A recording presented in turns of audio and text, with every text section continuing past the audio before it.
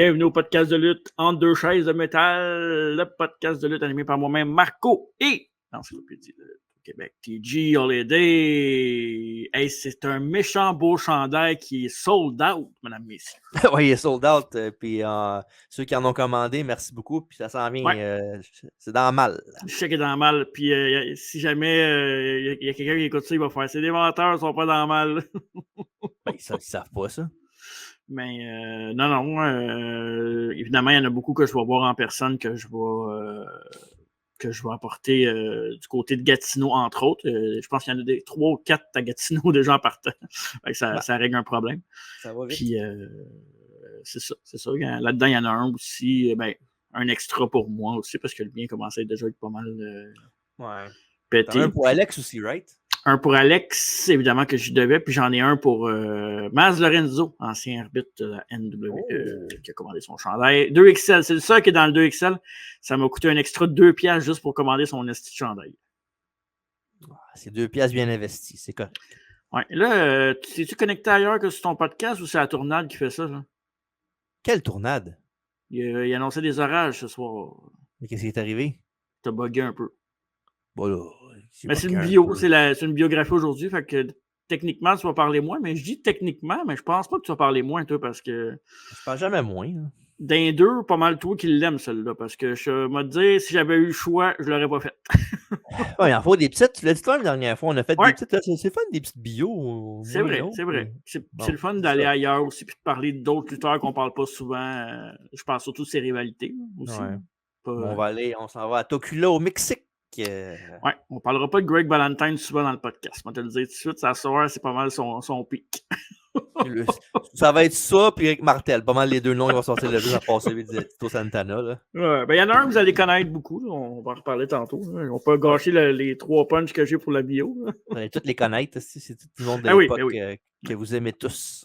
Exact, l'époque rétro. Fait qu'aujourd'hui, si vous écoutez sur YouTube, peu importe où vous nous écoutez, vous voyez déjà le titre dans bio. Fait que biographie. Je viens de le dire aussi, là. Ouais, t'as raison. Biographie du mois de mai, Tito Santana, El Matador. Qui avait son anniversaire, il n'y a pas longtemps. Ouais, son 72e, non, 70e anniversaire. Ah ben, tu dois l'avoir dans tes notes. Il est dans quelle année, tu vas savoir? 71 ans, excusez. Il est né en 53, le 10 mai 1953, exactement. Hey, 71 ans, c'est fou, là. Ouais. De son prénom, Merced Solis. Ça se dit pas de même, mais moi, je le prononce. Solis. Solis Davida. Solis Davida. Non? Ben oui, non. On a le goût de manger des tacos d'un coup. Ah, ça, c'est raciste, ça.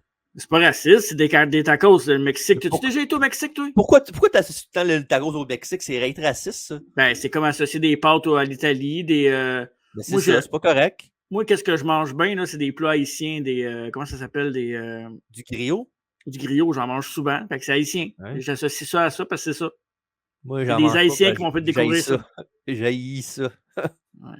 C'est très bon. J'en doute pas. Je mange pas ça. C'est une joke que je fais. Non, c'est vrai, tu nous as presque pété une crise quand on avait écouté le pay-per-view d'AEW, puis Alfredo, il avait embarqué, il avait mangé du griot.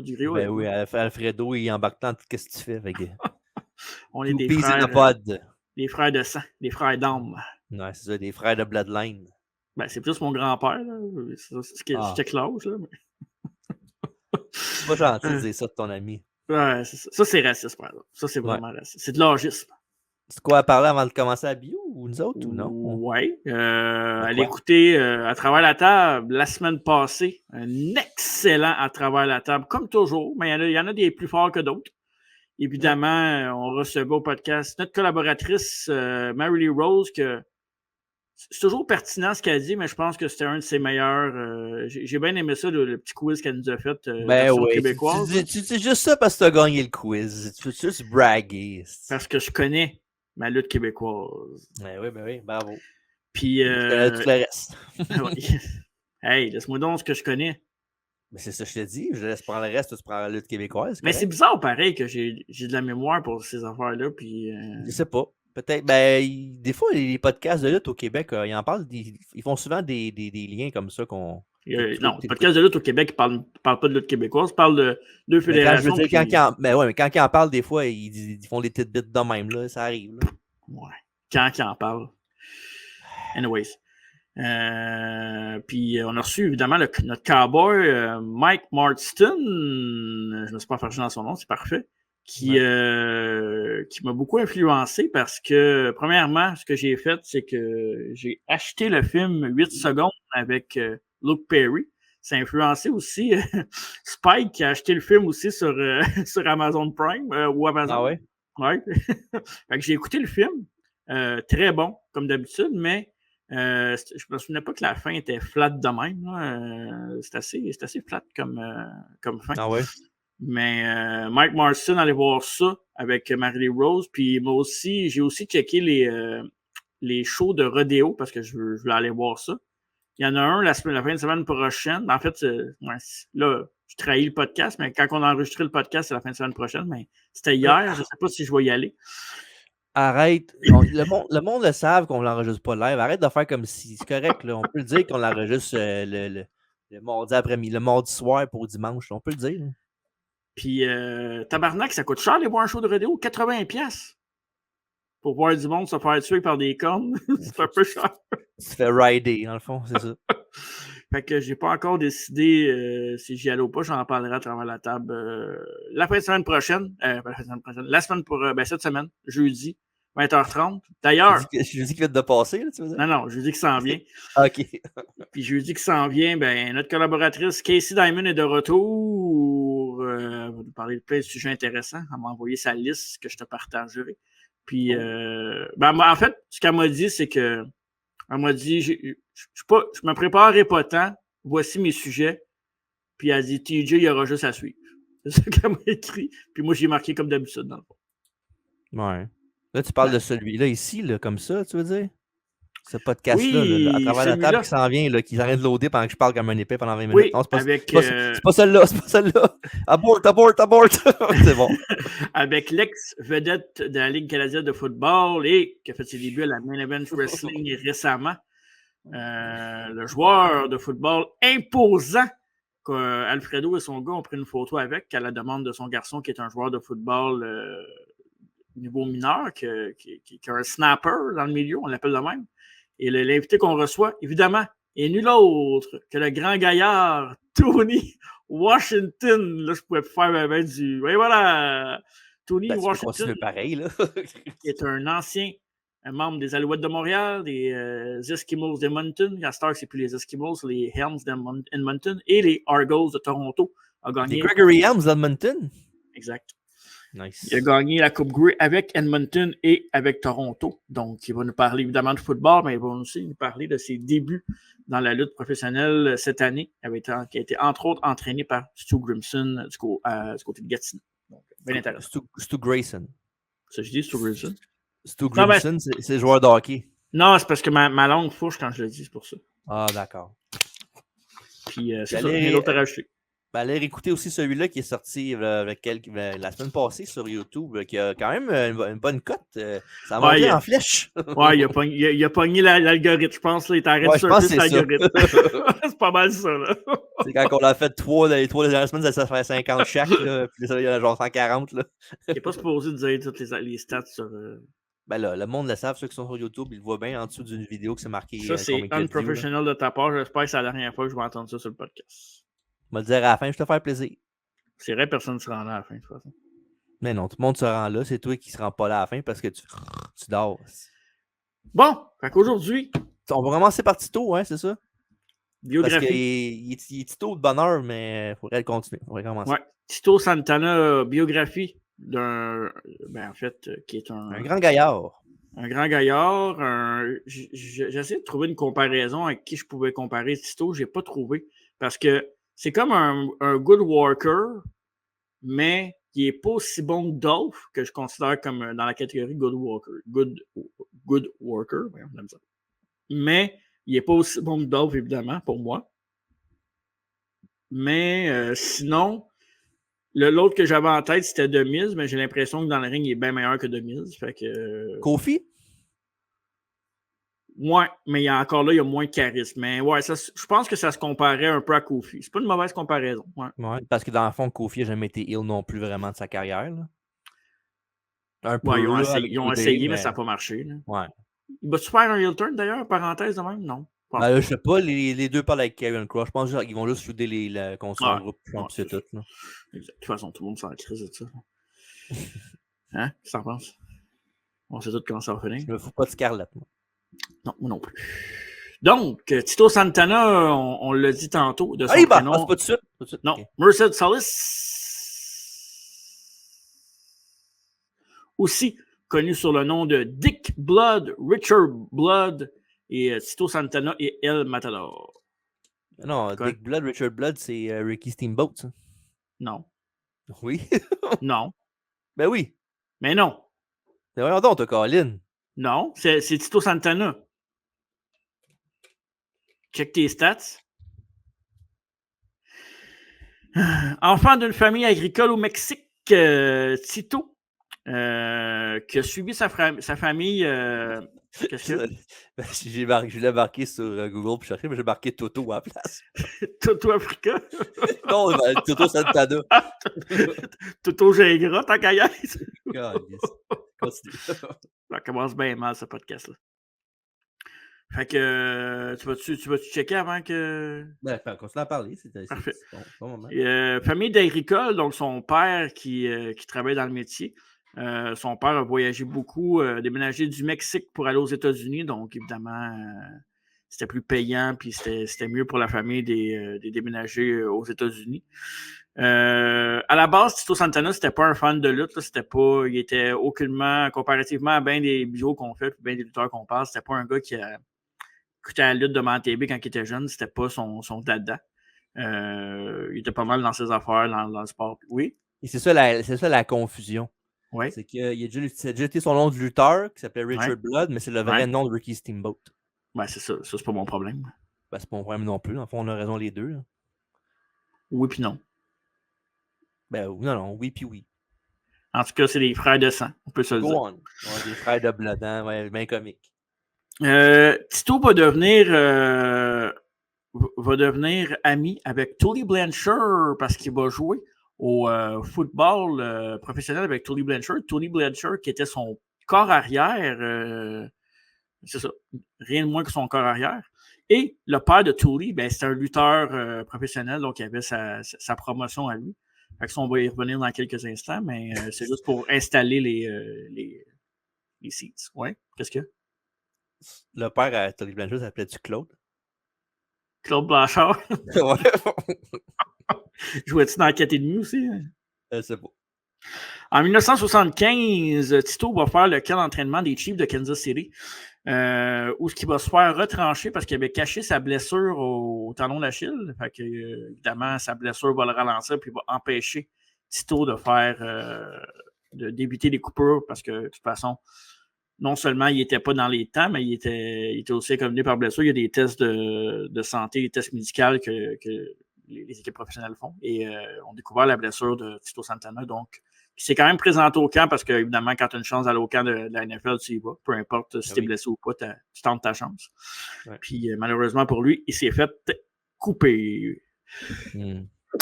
Excusez, un petit trou. Ça arrive. Par contre, il va quand même il va jouer 1 an dans la Ligue canadienne de football pour les Lions de la Colombie-Britannique. Fait que la tendance cette semaine, c'est que on va parler de football au podcast, hein, ça a l'air. Ouais, ça arrête ça. La Ligue canadienne de football. Et à ce moment-là, Tully va le mettre en contact avec son père parce que son père cherchait des nouveaux talents pour sa promotion de lutte professionnelle. Et puis son père a dit à Tito, tu devrais tenter ta chance. Anyways, tu vas faire pas mal plus d'argent en tant que lutteur professionnel dans ta vie qu'en tant que joueur de football. Fait que, je ne sais pas s'il voulait dire qu'il n'était pas bon comme joueur de football ou qu'il essayait vraiment juste d'y vendre. Non, peut-être plus dur d'être joueur de football cette année-là, peut-être. À un haut niveau, je veux dire. Là, ça dépend toujours de la position que tu joues en général, là, parce que c'est ça. Mais la Ligue canadienne de football, même aujourd'hui, ils ne sont pas très bien payés. Là. C'est sûr que c'est toujours mieux qu'une day job que tu n'aimes pas faire parce que tu joues au football et tu aimes ce que tu fais, mais je veux dire, en tant que tel, ils ne sont pas super bien payés quand c'est pas ta passion. Mais en même temps, Tito, c'était pas sa passion être lutteur professionnel, parce qu'il aurait pu dire fuck off, mais il faisait confiance à Tully en ce moment-là. De faire du taureau, puis faire du... c'est ça? Ah, ça, c'est raciste. Ça, là, écoute, ça, c'est pire ce que j'ai dit. Ça n'a pas de Ben, c'est sa passion, qu'est-ce que je te dis? Ça se peut. Aïe, aïe, aïe. Puis il va y avoir un certain Terry Funk qui va rentrer dans ce beau mélange avec le père de Tully, qui lui va le mettre en contact avec un certain Eddie Graham pour qu'il ait. Non, ça n'a pas rapport avec les biscuits avant que tu fasses la joke. Là. Les Golden Graham, les céréales. C'est fatigant. La prochaine fois, ça ne sera pas de même à chaque fois que je vais nommer un nom, Calis. Me sens talasse, ouais, je m'excuse. Parce que j'en ai des noms de restaurants. J'ai Graham, j'ai Valentine, j'ai. T'as Giovanni. Giovanni. Taco Bell. Bon, ok, ça va faire. Hey, pour vrai, on recommence. Rendu là, toi. Mais non, come on. Sacrement. Un coup dimanche matin, même, on gâche pas ça comme ça. Mais ouais, hein. On n'est pas vraiment dimanche. Les gens ils savent qu'on n'enregistre pas live. Ah, ok, est-ce que je voulais juste que ça rende compte pour être sûr. Okay, il va aller s'entraîner avec Eddie Graham à la Championship Wrestling en Floride. Fait que son coach en chef va être Hiro Matsuda. Ouais. Donc, ça va être avec le grand Hiro Matsuda. Tu as quelque chose à dire? Tu as quelque chose à rajouter? Non, parfait, c'est bon. On va t'aller avec ça. Et il va s'entraîner avec Matsuda, comme je disais, en Floride, mais il va aller rapidement du côté du territoire d'Atlanta. Sous le nom de Richard Blood, qui est aussi le vrai nom de... Pourquoi tu m'as fait te chercher la réponse si tu l'avais dans ton texte tout à l'heure? Qui est aussi le vrai nom de qui déjà? De Ricky Steamboat. Ouais. Fait que si on fait sa bio à un moment donné, ben ça va être là-dedans. On va se mélanger la même affaire encore pour la bio de Ricky Steamboat. Et rassure-toi, tu n'étais pas le seul à faire des propos racistes parce qu'à ce moment-là, le booker au niveau du territoire d'Atlanta était Ole Anderson. C'est pas vrai, je l'adore, Tito, c'est des blagues. Je sais. Tu finis le podcast puis tu finis même les enregistrements de la GPW avec la Hariba. Tu t'appropries, c'est de l'appropriation culturelle, j'espère que tu le sais. Mais j'espère qu'il. Si je rencontre un jour, je vais le faire avec lui. On va faire Inception, ça va être malade. Déjà hâte. Fait que Ole Anderson, qui est décédé récemment, qui était le booker sur le territoire d'Atlanta à ce moment-là, qui était quand même un bully. Là. Il y a une couple d'affaires que Ole Anderson a fait dans sa carrière qui n'est pas très cool. Comme beaucoup de bookers et de promoteurs à cette époque-là, les années 70. Qu'est-ce qu'il y a? Ben, il devait m'entendre avec Tito Santana, il s'appelle Ole. Hey, pour vrai, moi je vais arrêter ça là, ça me dérange même pas. Ok, c'est bon. Fait que Ole Anderson faisait des propos racistes et n'aimait pas Tito parce qu'il était mexicain. Donc, puis Ole était le booker de l'époque, fait que Tito se sentait pas très apprécié, se sentait à part des autres lutteurs dans le territoire. Ok. Oui, vas-y, as-tu quelque chose à rajouter? Peux-tu dire Anderson, s'il te plaît? Anderson. Merci. Ole Anderson. Mais c'est la dernière fois que je parlais d'Ole Anderson. Ah, parfait, good. Ole, parfait. Ole! Salut, Ole. La World Wide Wrestling Federation, donc la WWF, de 79 à 84, il va lutter sur le nom de Tito Santana et va remporter les championnats par équipe avec Ivan Putski, qui est un nom qui me fait beaucoup rire. Ivan Putski. Eh oui, Putski. En tout cas, lui... Hey, même pas ton CD, juste Putski ici. Quoi, c'est un show de comique, puis je ne sais pas. Mais là, tu sors des noms drôles, c'est pas ma faute. On teste du matériel ou quoi? On fait de l'adradage. En 84, Tito va avoir une grosse rivalité sur le territoire, sur cette promotion-là, avec nul autre que Don Muraco, qui est un nom qu'on n'a pas vu souvent lutter, mais qu'on voit souvent dans les historiques de la WWE, WWF. Il en parle souvent comme étant un grand champion puis un bâtisseur de la lutte professionnelle. Mais ça a été vraiment un des... comment je pourrais dire ça? Un des porte-étendards des années 80 là, à la WWF. Là. Il était là beaucoup. C'était le big guy, un peu le... Surtout années 80, genre début 80 jusqu'à genre 86, 87. Là. Après ça, il commençait plus à être phased out en tag team avec Bob Orton. Là. Mais non, les années 80 jusqu'à 85, 86, 7, c'était un des top guys. Là. Ouais, exact. Et Muraco, à ce moment-là, était champion intercontinental de l'époque parce que oui, la ceinture intercontinentale existait à ce moment-là. Puis, ce qui fait intéressant pour Tito, puis lui, il va devenir le premier lutteur mexico-américain à remporter le championnat intercontinental à la WWF. Puis non, c'était pas la WWF, mais la WWF, c'est dans le fond le père de Vince McMahon à cette époque-là. Juste un peu avant. Puis quand Vince McMahon a mis la promotion à son nom, on sait tous l'histoire, qu'il a acheté pour $1 million la promotion de son père. Donc, Tito faisait partie des plans et de tout ce beau projet-là. Fait qu'il va battre Muraco pour le titre intercontinental. Puis, à part les matchs que... J'ai pas écouté beaucoup de matchs pour la bio, là, mais à part les matchs que j'avais déjà vus, j'ai écouté quelques trucs que je vais reparler tantôt avec Macho Man. Là, bientôt, je vais en parler. Ouais. Mais une couple d'affaires avec Macho Man que je trouvais intéressant parce que, évidemment, Strike Force, on a fait la bio de Rick Martel, puis il y a des Strike Force, on les a vus quand même pas mal au podcast dans les rétro reviews aussi. Fait qu'il y avait une couple de matchs là-dedans qu'on a pu regarder. Voir, ouais, exact. Et quelque chose de très important dans la rivalité pour l'Intercontinental à ce moment-là, c'est sa rivalité, là, j'en parlais tantôt, avec Greg Valentine. Greg Valentine, honnêtement, j'ai vu une couple de clips de lui, parce que même si j'écoute pas les matchs, je vais quand même regarder des clips un peu partout sur Internet des lutteurs et les rivalités pour essayer de comprendre un peu le phénomène, parce qu'on l'a pas vécu. Fait que, c'est un peu comme nous autres quand on a grandi avec des lutteurs, peu importe dans l'Attitude Era ou un petit peu avant. Mais on les a vus, fait que c'est plus facile pour nous d'en parler. Mais Greg Valentine, oui, je l'ai vu souvent dans l'ère que j'ai vu, mais je ne l'ai pas vu à son pic.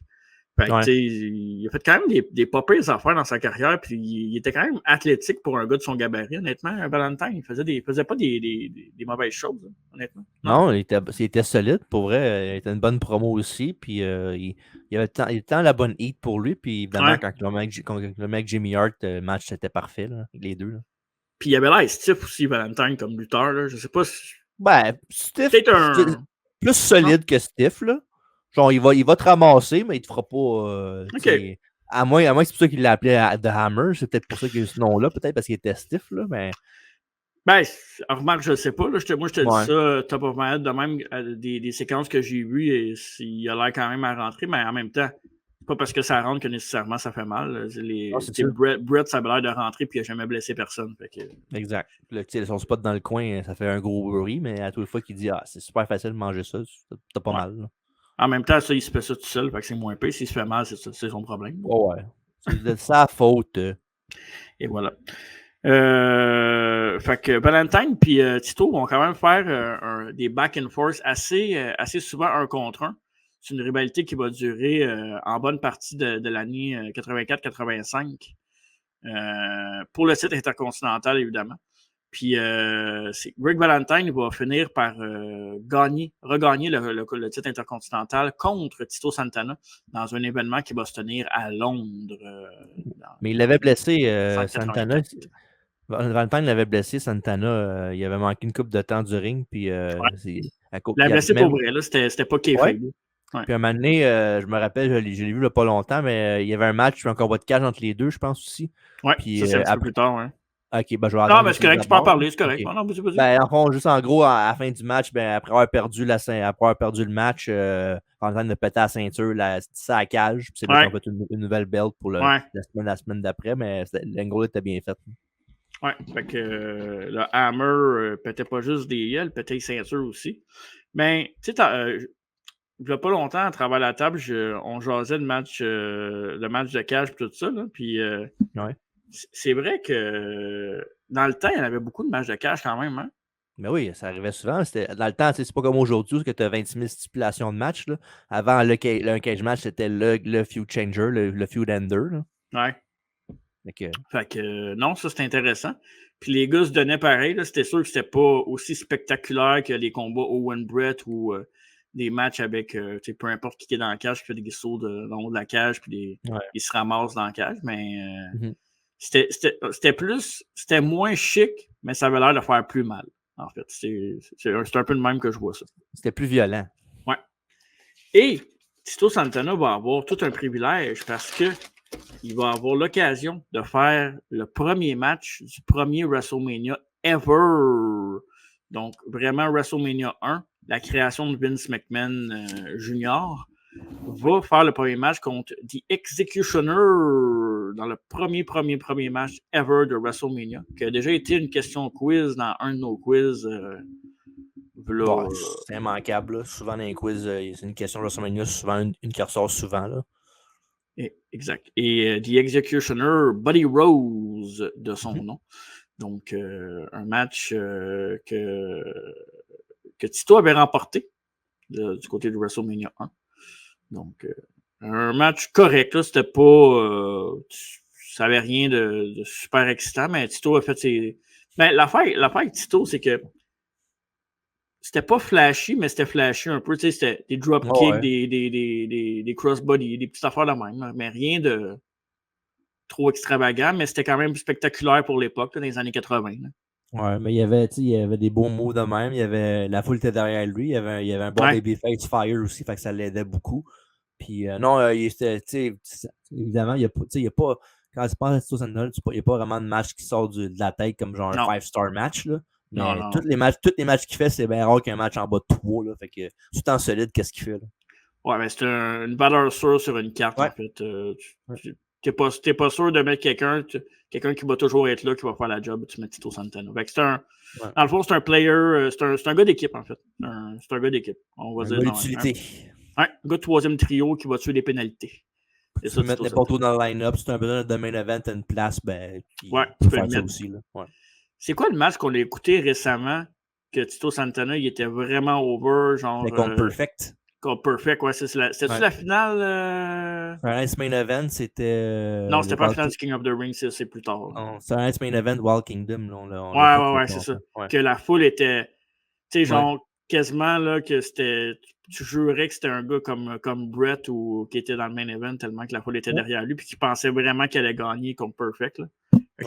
C'était assez spectaculaire, ça, comme le match que tu parles avec la finale de quelque chose, c'était la finale pour le titre intercontinental quand elle était vacante en 1988. Ouais, parce que je vais en reparler parce que je suis rendu là, mais en 89 aussi, tu as le King of the Ring que je vais venir à ça, qui est un tournoi aussi.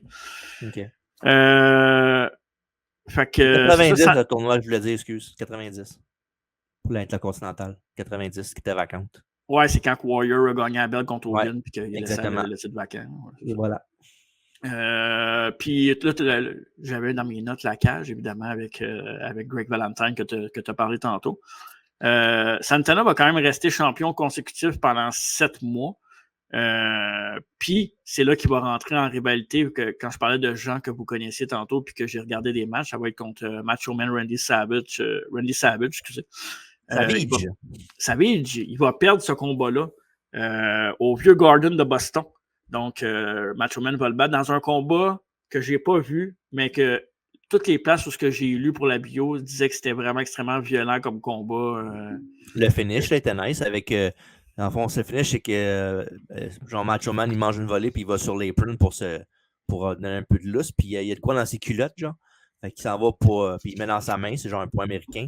Mm-hmm. Puis il s'en va frapper Tito, puis Tito, il fait juste se baisser, fait qu'il pogne Macho Man sur le bon, il va par en arrière, fait qu'il pogne juste la tête, il pogne en back suplex, puis l'autre, il donne une coupe de shot pendant qu'il tombe, puis il fait le pin sur lui. Puis à l'époque, je me rappelle, parce que l'arbitre du match, c'est Danny Davis. Puis ils ont pris ce match-là comme début, pas début, mais parce qu'ils ont fait une angle qui commençait à dire que c'était un arbitre vendu, puis qu'il prenait pour les méchants, puis tout. Mm-hmm. Puis quand il avait fait son turn final, il avait pris ce match-là comme exemple en disant qu'il a fait perdre Santana, il a fait perdre les Bulldogs sur l'Hart Foundation. D'où pourquoi que maintenant à WrestleMania, ce match c'était les Bulldogs puis Tito contre l'Hart Foundation puis Davis. Fait que, ils ont tous relié ça avec ce match-là. Fait que c'était un peu le début de l'ère Davis en tant qu'arbitre heel, dans le fond, hein, c'est ça. En tant que lui, non, parce qu'après ça, quand il a fait. Quand il a fait le turn, après ça, il est devenu lutteur. Là. Ouais. Parce qu'il avait été banni à vie plus 10 ans. À vie plus 10 ans. Ça sert à quoi? Oui. C'est con. Mais éventuellement, il est revenu à sa job de ref comme ça rien n'était. Ouais. Mais il y avait eu, lui, il y avait une des premières figurines qui est sortie du ref, c'était. Il y en avait une dans Davis. Je ne me trompe pas, là, il y a une série. Je l'oublie, mais il me semble que je le voyais souvent venir dans les encamps, dans des trucs comme ça. Là, fait que... Ben, il y a celui que tu parles peut-être, ben, c'est pas les premiers, mais récemment, il y avait il y avait Build a Figure là, pour Ah Mattel. ouais, c'est vrai, t'as raison. C'était Danny Davis, l'arbitre avec le petit jacket bleu. C'était bien nice. Ouais, Puis le pire, c'est que Davis est resté à WBA jusqu'en genre 95 à peu près. Fait qu'il est quand même resté longtemps. Là. Ouais, parce que là, on parle de milieu 80. 86, 85-86. Fait que... Ouais, c'est cool pareil. Là. Quand tu regardes ça, c'est quasiment 20 ans. Là. 10 ans, excuse pas. 10 ans, 20 ans, 10 ans, ouais. 10 ans, c'est un peu exagéré. Je sais bien que c'est aux States, là, mais c'est pas...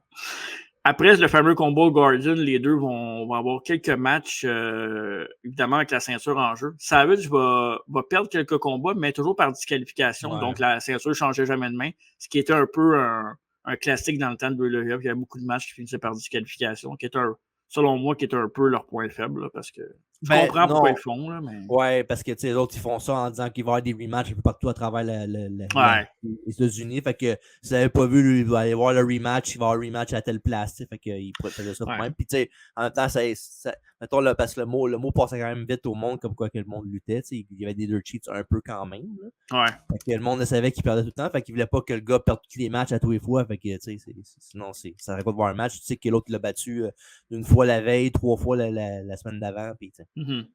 Ben, c'est comme quand tu vas voir un choix à Laval puis tu sais qu'il y a un pay-per-view qui s'en vient, tu sais qu'il n'y a pas de match, il n'y a pas de ceinture qui va changer de bord. Quoique, ils l'ont déjà fait. Moi, j'aime ça une fois de temps en temps. Oui, qui lance une curveball, puis on va en reparler à travers la table cette semaine parce qu'on parlait du King and Queen of the Ring, là, nos prédictions, puis etc. Là. Mais j'aime ça de temps en temps qu'ils mélangent les cartes puis qu'ils mettent ça dans les hors-shows. Ça donne une importance au monde qui vont là aussi. Les billets coûtent moins cher, fait que c'est le fun aussi d'avoir un petit bonbon pour les fans qui se payent ces billets-là. C'est ça, puis aussi, quand tu vois ça, ben, tu fais que tout peut arriver dans un house show, fait que tu vas aller là en espérant qu'il arrive de quoi peut-être ce soir-là, que tu vas être dans la place pour le voir. Fait que c'est toujours un couteau à l'eau tranchant pour les fans et pour les promoteurs en faisant ça. Là. Puis il ne faut pas oublier que, mettons, pour nous autres à Montréal, là, récemment, on a été gâtés niveau lutte avec les nouveaux événements qui s'en viennent puis qui sont passés avec les PLE, les pay-per-view, les Dynamite, les Raw, les SmackDown, name it, le TNA qui s'en vient. Mais à un moment donné, c'était juste des house shows qu'on avait. Fait que quand tu avais de la lutte à Montréal, c'était un house show. Fait que tu y allais pareil juste pour voir les vedettes en ville, si tu veux. Bon, ouais, c'est comme n'importe quoi. Là. Si tu vas juste là une fois par année, mais même si c'est un show de marde, tu vas y aller pareil. Là. Exact. Donc, c'est ça. Et finalement, les derniers matchs qui vont arriver entre Savage et Tito Santana, ben, c'est Savage, après les défaites par la disqualification, mais les matchs qui avaient une certaine importance sur la carte, Savage va les remporter à des moments opportuns clés pour qu'il puisse demeurer champion intercontinental. Fait très intéressant, 1987, ça va être, en fait, c'est fin 87. Il va y avoir une équipe probablement c'est-tu la meilleure run de Tito Santana de toute sa carrière? Ben non, là, il est déjà intercontinental. J'ai l'impression, par contre, que sa run avec Rick Martel a marqué plus de monde. Non? Ben, c'est dur à dire, là. C'est quand même arrivé longtemps après. Là, mettons, tu demandes un fan qui n'est pas québécois, là. Parce qu'on va tout dire, OK, Rick Martel, parce qu'on l'adore, Rick Martel, mais tu sais, moi, pour vrai. Ouais, peut-être qu'il va te parler de Strike Force, puis il va peut-être parler de Matador plus que d'autres choses, je pense aussi. Mais... Parce que moi, quand j'étais jeune, Rick Martel, je ne savais même pas qu'il était québécois. Là. Quand j'étais, mettons, je te parle avant 6e année, là, mettons. Là. Oh, ouais. Tu sais, j'écoutais, je l'aimais, Rick Martel, j'avais aucune idée, il était quoi dans le vie à part un lutteur. Je m'intéressais pas à ça. Ben, pour vrai, c'est dur à dire. Là. Moi, je te dirais que, oui, Strike Force, c'est peut-être plus connu, peut-être, parce qu'ils ont eu tag team titles dans une époque que le monde avait regardé plus. Mais dans les années 80, là, c'était quasiment un des top guys côté Babyface. Là. Ouais. En tout cas, pour moi, je pense que Tito, ça va être l'affaire qu'il va laisser, ça va être vraiment Strike Force. Là, je te parle personnellement à moi, là, ce qui m'a marqué le plus. Là, mais tu sais, après ça, est-ce qu'il a fait des belles choses en single wrestler? Absolument. Je pense que championnat intercontinental, dans ce temps-là, en plus, il valait vraiment quelque chose. La première affaire, quand je pense à Tito Santana, c'est Arriba, là, en partant. Là, c'est la première affaire qui me vient en esprit. Là. Puis on parle de fin 87 parce qu'en 86, il y avait une équipe qui s'appelait la Calam Connection. avec Tom Zink puis Rick Martel.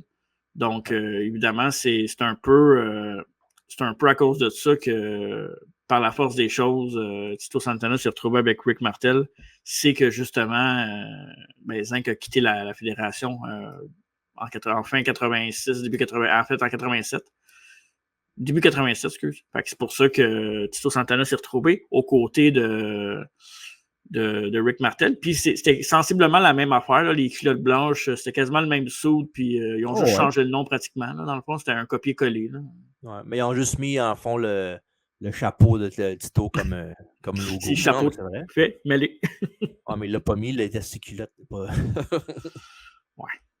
Mais ils ont commencé en août 87, puis même pas 2 mois plus tard, le 27 octobre 87, ils vont remporter les championnats par équipe de la WWF avec une victoire sur la Hart Foundation, Bret Hart et Jimmy Neidhart. À Superstars of Wrestling. Excuse pas Superstars of Wrestling, mais le nom m'échappe. C'est Superstars of Wrestling? C'est un Nice Main Event? C'est un Nice Main Event, excuse-moi. C'est un Nice Main Event. Et fait que c'est ça. Ça, c'était quand même un match. Mais c'est un match qu'on a regardé, ce match-là, premièrement. Soit qu'on l'a déjà écouté en Twitch Live ou quelque part, parce que je me souviens qu'on l'écoutait ce match-là ensemble. Toi puis moi, ensemble. C'est possible. Fait que c'est un match qui était très bon. En partant, 4 bons lutteurs, 3. Là. Jim Neidhart, il est correct. Là. Il est correct dans ce qu'il fait. Là. ouais, c'est ça.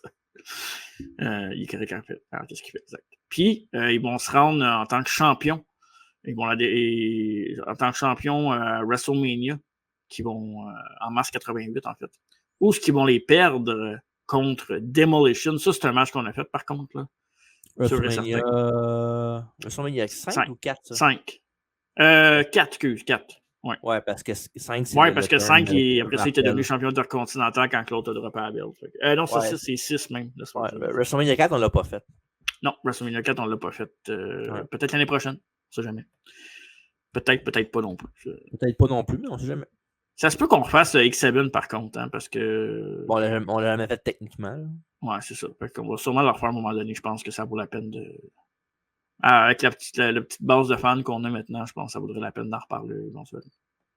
On est meilleur qu'on était au début, on va se le dire. Oh, mais là, j'espère. J'espère, parce que sinon, on est champ de problème. Ça va mal. Donc, toi, je veux que tu me parles de Strikeforce, je veux que tu me parles de tes souvenirs de Strikeforce, parce que oui, je pourrais te nommer un peu ce qu'ils ont fait, je peux te nommer des matchs qu'ils ont fait, je vais le faire, mais je veux savoir un peu ton appréciation de l'équipe et les matchs qui t'ont marqué peut-être du côté de Strikeforce. Ben, les matchs que tu as mentionnés. Il y avait beaucoup de matchs aussi qu'il y avait contre les Islanders, pas de New York. Là. L'équipe de Tama puis Aku, qui fait des très bons matchs avec eux autres. Là. En fait, c'est même qu'ils ont commencé en équipe ensemble parce que Martel, son partner, l'avait laissé tomber. Puis il était contre les Islanders, puis il cherchait un partner. Puis c'est toi qui nous l'a aidé, justement. Mm-hmm. Puis il y a eu ces matchs-là. Il y a des matchs contre les Brainbusters aussi qui ont eu une couple de fois qui étaient bons.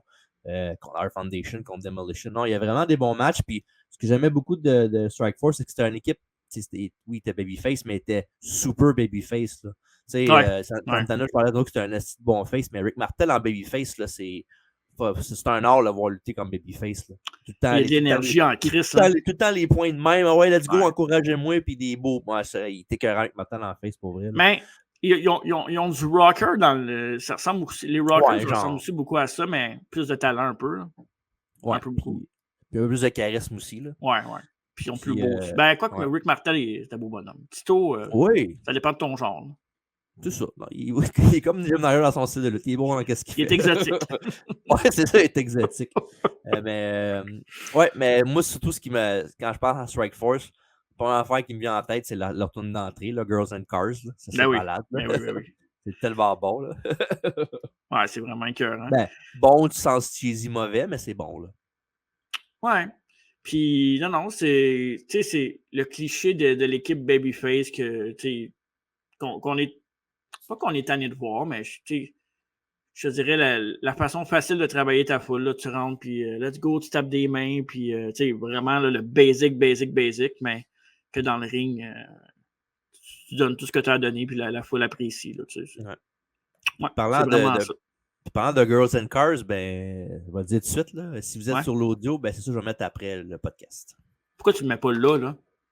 Parce que je veux qu'ils l'entendent sans qu'on parle par-dessus. Je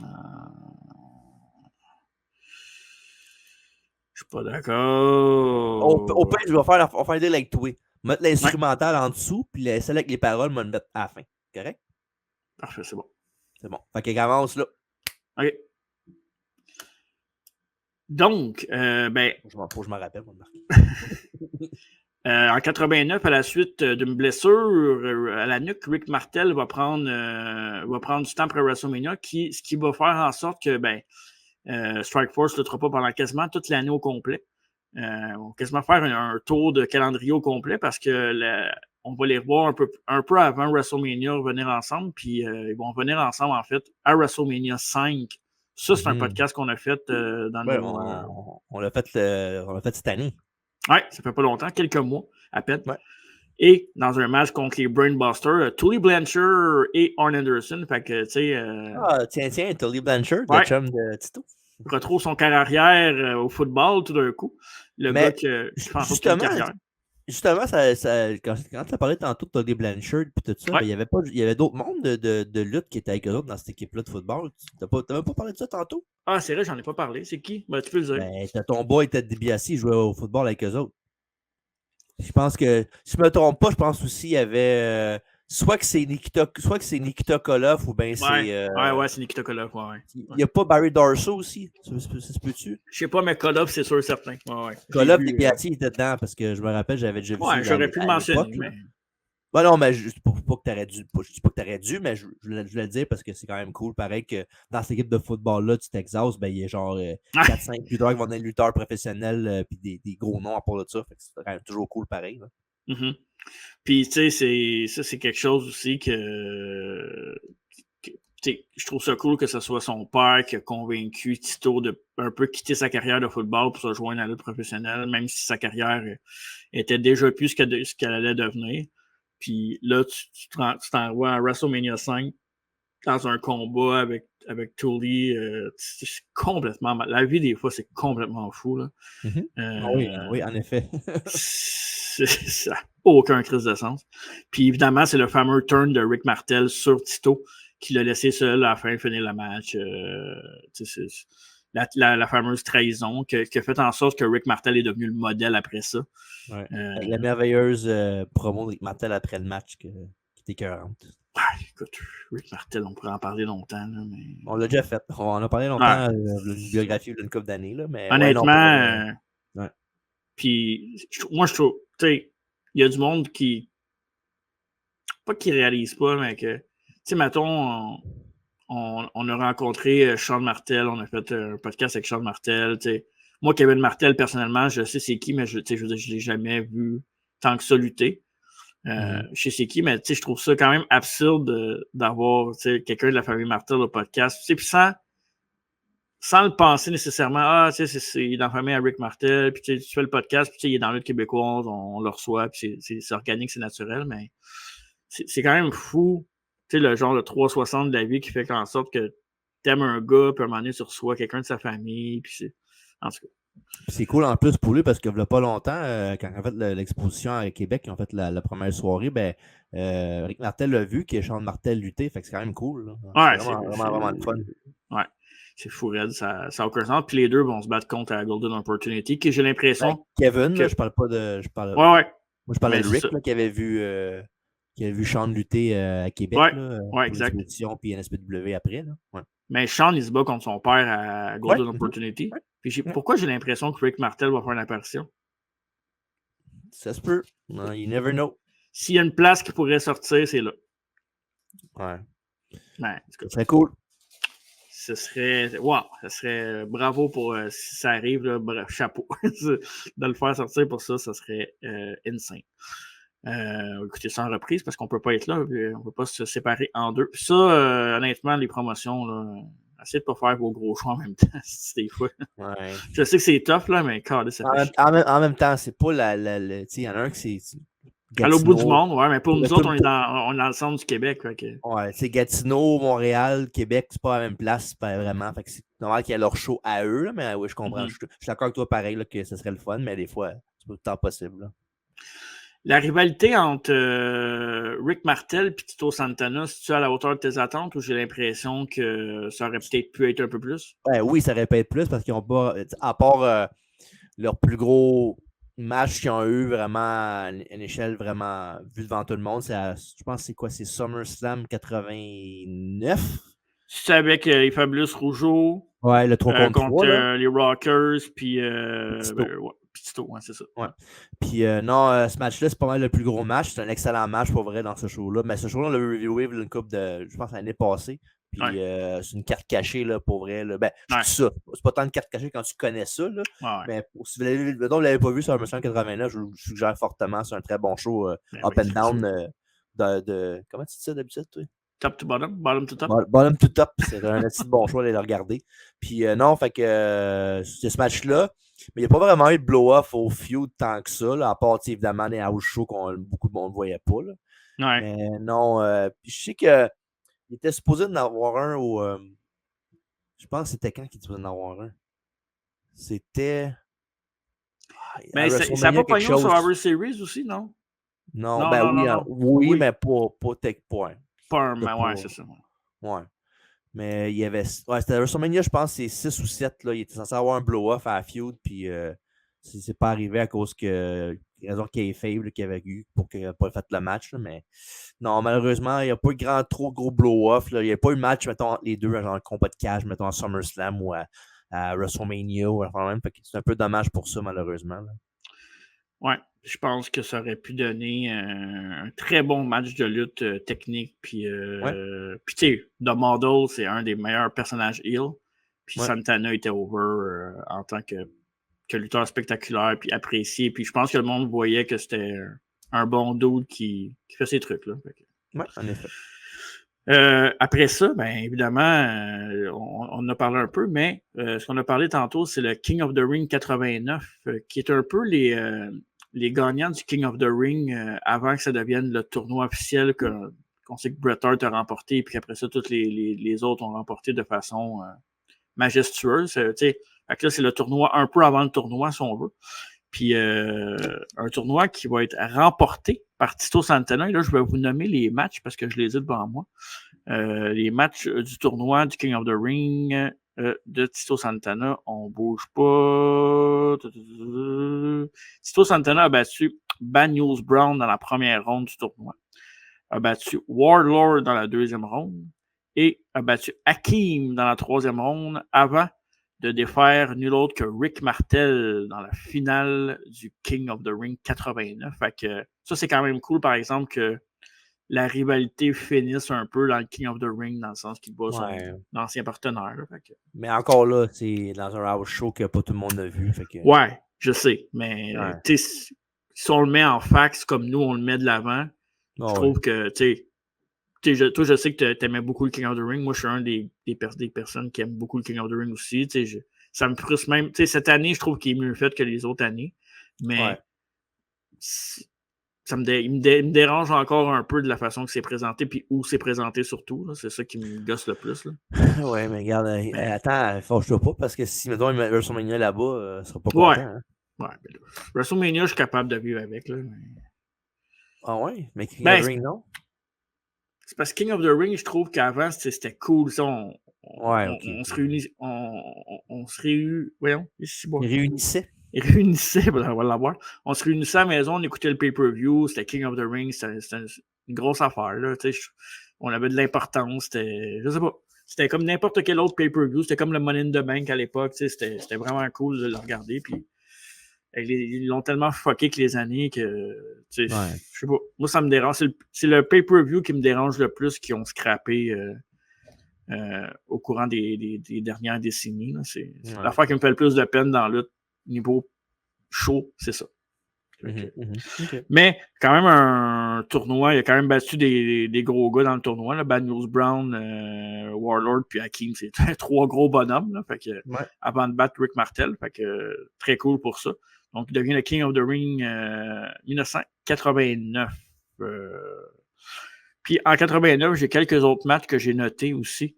Des victoires de Tito Santana.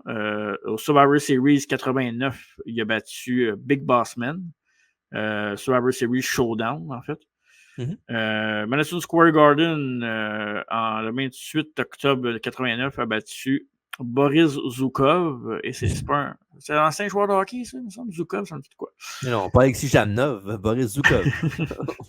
Et le 18 novembre 89, ça c'était à Superstar. Il avait perdu contre Tito Santana. Donc, Mr. Perfect a battu Tito Santana. Pas Tito Santana qui s'est battu lui-même. Maintenant, dans mon Little Combat, un mirror match. Et Survivor Series 1989, il y avait le Dream Team. Bruce Beefcake, Dusty Rose, Red Rooster et Tito Santana qui ont battu les Enforcers, Bad News Brown, Rick Martel, Big Boss Man et The Honky Tonk Man. Je suis sûr que tu aurais pu toutes mes nommer, rendu là. Hein? Sûrement, oui. Tu penses que oui? Ben, ouais, pourquoi pas? Il y a une colle qui s'en vient, quoi? Ou... OK. Oui, il y a une colle qui s'en vient. En quelle position est rentré Tito Santana au Rumble 90? 90? Je sais pas, moi, 19. Ah, t'étais pas si loin. 23. Ah ouais? Ah, OK. T'étais quand même proche. Fait que c'est ça. Donc, après ça, Santana va un peu tomber dans l'oubli. Pas dans l'oubli, mais... Hein? Ouais, dans le jobage pendant quelques temps. Va tenter de se réinventer. Puis la façon qu'ils vont se réinventer, en fait, je veux qu'on parle un peu du tournoi après WrestleMania 6 avant ça, parce que tantôt on a effleuré le sujet un peu. Le tournoi qui a laissé vacante la ceinture intercontinentale que Warrior, quand il avait battu Hogan à WrestleMania pour les deux ceintures. Un tournoi qui avait été remporté par Mr. Perfect pour remporter le titre intercontinental. Mais parle-moi donc un peu de ce tournoi-là, ton appréciation, les matchs qu'il y avait, qu'est-ce qui avait retenu ton attention dans ce tournoi-là? Je n'ai pas vu tant que ça des matchs de ce tournoi-là parce que c'est genre Super Stars des années 80, fin 80, début 90. Fait que je me rappelle pas d'avoir tout vu tant que ça. Je me rappelle d'une couple de matchs là. Je me rappelle, il y avait un match, je pense, c'était Piper contre Martel qui a fini en double DQ, je pense, ou en double count-out. Puis il y a ce match-là. Évidemment, la finale Perfect puis Tito. Puis ce qui est intéressant, c'est que c'est dans ce match-là que Perfect a eu Bobby Heenan pour l'aider et devenir officiellement son main guy, si on veut, de la corps de la Bobby Heenan Family, parce qu'évidemment, il y a Rick Rude qui commençait à être son départ, pas tranquillement, pas vite. Ouais. Fait que non, c'est là qu'a commencé l'histoire avec Perfect et Bobby Heenan. C'est même qu'il a gagné le match Perfect. Il y avait comme son assistant pour surprise, c'était Bobby Heenan, puis ils ont gagné le même. Puis le pire, c'est que ces deux matchs-là, ça ressemble beaucoup les deux matchs. Celui qu'on a fait sur Ice Main Event, puis celui-là, ça ressemble pratiquement quasiment comme deux gouttes d'eau. Mais non, les deux matchs sont très bons, puis non. Ce tournoi-là, j'ai pas tant de mémoire. Là. Si je me trompe pas, il y avait genre Hakim contre Beefcake, on a fait le même aussi, je pense. Puis, mais c'est une bonne finale. Par exemple, Perfect contre Santana. Excellent, mais oui, c'est bon. Niveau lutte puis ceinture workhorse, si on veut. Là. Ouais. Tu peux pas avoir meilleur comme résultat en finale. Ouais. T'as-tu le Survivor Series 90? C'est-tu passé ou bien ça s'en Non, c'est pas passé. En fait, c'est là. Ça serait là. Fait que si tu veux y aller, vas-y. Non, vas-y. C'est quand même son plus gros, pas son plus gros accomplissement, là, mais il a fait un main event ce soir-là, Tito Santana. Là. Ouais, je te laisse. Parce qu'évidemment, le Survivor Series, là, je dis évidemment comme si tout le monde le savait. Ouais. Mais Survivor Series, là, c'est qu'à la fin du show, comme dernier match, comme événement principal, c'est genre l'Ultimate Survivors match. Fait que dans le fond, tous ceux qui avaient survécu les matchs d'avant dans la soirée, s'affrontaient dans un gros match à la fin pour faire un Ultimate Survivor Series match avec les gagnants. Puis il y avait, dans le fond, il y avait l'équipe de Martel qui était les visionnaires, parce que c'est dans le temps qu'il y avait blindé Jake Roberts avec son fait qu'il les visionnaires parce que les autres ils voient. C'était Power and Glory, Rick Martel puis Warlord. Puis, il était avec Ted DiBiase qui avait survécu son match, qui avait éliminé Brett à la fin. Le fameux match avec Taker qui avait son début. Ouais. Puis, il y avait cette équipe-là d'un bord. Puis de l'autre côté, c'était Hulk Hogan, Ultimate Warrior, puis Tito Santana. C'est malade. Hey, trouver l'erreur. Qui n'a pas d'affaire? Ouais, c'est pas gentil. Moi, quand je vois pas ça comme ça, quand je vois ce match-là, je fais Chris, c'est cool. Il est récompensé pour faire sa bonne job depuis des années. Ils mettent un petit bonbon, ils le mettent dans le même promo que Warrior puis Hogan, puis il fait le match avec eux autres. Ben, en même temps, on se le cachera pas que c'est le seul gars qui se fait éliminer. Mais il a quand même éliminé le Warlord en partant avec son forearm. Fait qu'il a quand même fait de quoi avant de se faire éliminer. Mais oui, évidemment, c'est lui qui était le seul à faire bien de son équipe. Ouais, mais tu sais, en même temps. Pendant une soirée en 90, il était main eventer avec Hulk Hogan et le Warrior. Ouais, puis c'est fou parce que, tu sais, on parlait qu'il n'était pas rendu dans son pic de carrière dans le sens qu'il faisait plus grand-chose avec lui rendu à ce moment-là. Fait que le fait qu'il ait fait ce main event-là, c'est quand même assez spectaculaire. Puis moi, je pense que aussi, il y avait peut-être besoin d'un gars fiable dans le ring qui peut tenir sans que ça ait l'air fou. Puis, tu sais, no offense to Hogan puis Warrior, mais t'sais, Hogan se débrouillait pas mal plus que Warrior dans un ring niveau longueur d'un match. Là. Mais, ouais. Mais ce match-là, ouais, mais ce match-là, justement, c'est clairement pour ça qu'ils l'ont mis dedans, parce que qui prenne un pin, puis deux, parce que avec un gars qui mange des bombes, puis ils font la même. Fait que il était parfait pour ça. Donc, on l'a dit tantôt, on en a parlé en 90, fin 90, donc on est au mois de novembre. Fait qu'en 91, Tito Santana va réinventer son personnage. La roue. La roue, j'allais dire la roue, hein, c'est ça. Il va apparaître sous la gimmick de El Matador. Olé, olé, allez, bah. Ou El Guacamole, là, comme dirait. Oh shit, c'est malade comme ça. C'est ça. Hein? Je m'attendais pas à ça. Je sais pas, j'ai pris une photo pour ça a donné ça. Oh, parce que je pense que t'as pris un PNG ou d'un fond, ben, c'était écœurant, par exemple. Ouais, c'est bon. On devrait faire ça plus souvent, c'est-tu? Wow, faudrait que je les trouve toutes. Ben, c'était trouvé. C'est bon, tu me diras ça. Ok, c'est good. Fait que ça t'éviterait de faire du découpage pour des thumbnails aussi. Ben, souvent, c'est même j'ai pogne aussi. Là. Ah, ok, parfait. Ouais. Pas toutes, là, mais il y en a quand même plusieurs là même. Là. Ouais. Donc, tu te souviens des séries de promos qu'il y avait eu avec Tito Santana pour ses débuts? Là, ouais, il retrouvait ses racines. Ouais, c'était un peu malaisant comme promo. Hein. Non? Mais oui, parce que c'est genre stéréotypé raciste un peu. Ouais, c'est raciste. Là. Oui, je comprends. Mais en même temps, tu sais, le gars, il est là depuis les années 80, il est là depuis un méchant bout, puis c'est le même gars qui était avant. Là, il n'a pas changé grand-chose à part ses cheveux qui allongeaient, puis son gear. Fait que c'est correct, là. Il y a un pass pour ça, même si dans le fond, c'était pas la meilleure affaire pour lui. Mais tu sais, c'est réinventé, là. C'est correct, une fois en an, c'est de quoi être de nouveau. C'est juste plates qui ont été dans le stéréotype au lieu de faire quoi de différent, mais au moins, c'est quelque chose de différent de nouveau. Mais c'était l'époque aussi des gimmicks puis des costumes. Ouais. Fait que on était en plein dedans là, avec la Golden Era puis toutes ces affaires-là. Fait que tu sais, pour fitter avec tout le monde. Puis en plus, tu sais, je vais le remettre là, mais tu sais, le costume est quand même beau là, pour vrai. Là. Oui, c'est flashy, ça look good. Puis tu sais, si vous connaissez un peu la culture mexicaine, on peut reconnaître certains trucs comme ça, les habits, de la façon que les costumes sont faits, puis tout. Il y a quand même une histoire riche dans cette culture-là. Il y a quand même des très bons lutteurs aussi au Mexique, on le sait avec la Triple A et toute l'histoire qu'il y a. C'est quand même très intéressant. Tu peux remettre la photo 2 secondes, s'il te plaît? Pourquoi? Toujours voulu prendre une photo avec Tito Santana. Attends. Ah non, c'est bon. Attends. Alors, est-ce qu'on perd du temps pour rien? Attends, on va faire le petit selfie. Ok, c'est bon, on arrête de niaiser. Bon, ben oui, on peut même parler. T'as passé 15 minutes au début du podcast. Ouais, juste faire 2 secondes, moi. Je ne vais pas m'éterniser là-dessus. Là. C'est tout. Question quiz. Est-ce que tu te souviens du premier match de El Matador?